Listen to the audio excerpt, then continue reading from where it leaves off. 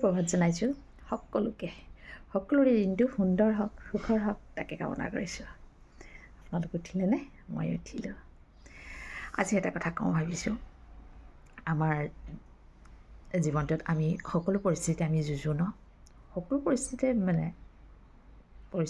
বেলেগ বেলেগ ধৰণৰ। কিন্তু এটা কথা কওঁ, আমি যদি এটা বস্তু চাব লাগিব এটা কথা মনত ৰাখিব, কাৰো জীৱনত দুখ নোহোৱাকৈ নাথাকে, আহিবই। কিন্তু সেই দুখবোৰ আমি আঁতৰাব পাৰিব লাগিব। পৰাটো কিন্তু ভগৱানে আমাক শক্তিটো দি থৈছে, সমাধান আমাক দি থৈছে ন, সেই সমাধানটো আমি গ'লে সকলো কাম আমি ছল্ভ কৰিব পাৰিম। কিন্তু এটা কথা কওঁ শুনক, বহু ব্যক্তিয়ে কি কৰে, কিবা এটা যেতিয়া প্ৰব্লেম হয় ইমান কঠিন কৰি তোলে নহয় জীৱনটো, যেন এনেকুৱা দেখায় জীৱনত যেন আৰু বেলেগৰ নাই, অকল মোৰেই আহিছে, মোৰেই জীৱনটো ইমান বেয়া ফালে আগবাঢ়ি গৈছে, মোৰ জীৱনটো ইমান কষ্ট, তেনেকৈ বহুত ভাবি লৈ একদম কঠিন কৰি পেলায়। এটা কথা জানেনে, যিমানেই কঠিন কৰিব, যিমানেই কঠিনলৈ লৈ গৈ থাকিব, আপুনি কেতিয়াও তাৰ পৰা ঘূৰি আহিব নোৱাৰিব। আপুনি যদি সহজভাৱে লয়, আপুনি এটা কথা নিজে ভাবিব, ইয়াৰ প্ৰতিটো বস্তু কামৰ সমাধা আছে। চাব, এটা একদম সঁচাকৈ কৈছোঁ, সকলো কাম হয়তো সময় লাগিব, একেলগতে কোনো পটককৈ সমাধা কৰিব নোৱাৰে, লাহে লাহে কিন্তু সকলো ঠিক হৈ যাব।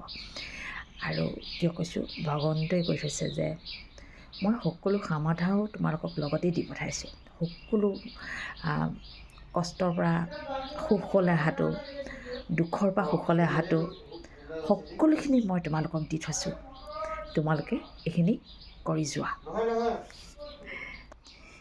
সেইকাৰণে কৈছোঁ, ইমান টেনশ্যন নল'ব, ইমান চিন্তা নকৰিব। আৰু এটা কথা কৈছোঁ শুনক, সন্তানৰ কাৰণে মই সেইবিলাকৰ পৰা আঁতৰি এটা কথা ক'ব বিচাৰিছোঁ, সন্তানৰ কাৰণে আমি বহুত চিন্তা কৰোঁ, বহুত চিন্তা হৈ থাকে ন, সি কি কৰিব, কি হ'ব, আৰু সি এনেকৈ পাছ কৰিলে, তাক ক'ত আনিছোঁ, বহুত টেনশ্যন আহে। কিন্তু এটা কথা কওঁ শুনকচোন, সিহঁতৰ যিবোৰ প্ৰব্লেম, যিবোৰ আপুনি চিন্তা কৰি থাকে সদায়, সেই চিন্তাখিনি আপুনি ভগৱানৰ ওপৰত এৰি দিয়ক, ভগৱানৰ ওচৰত সমৰ্পণ কৰক।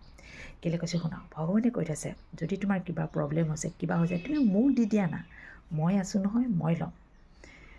ভগৱানৰ ওপৰত গোটেইখিনি দি দিয়ক। আৰু যিখিনি কৰ্ম আপুনি গাৰ্জেন হিচাপে কৰিব লাগে, সেইখিনি আমি কৰি যাবই লাগিব, সেইখিনি কৰি যাওক।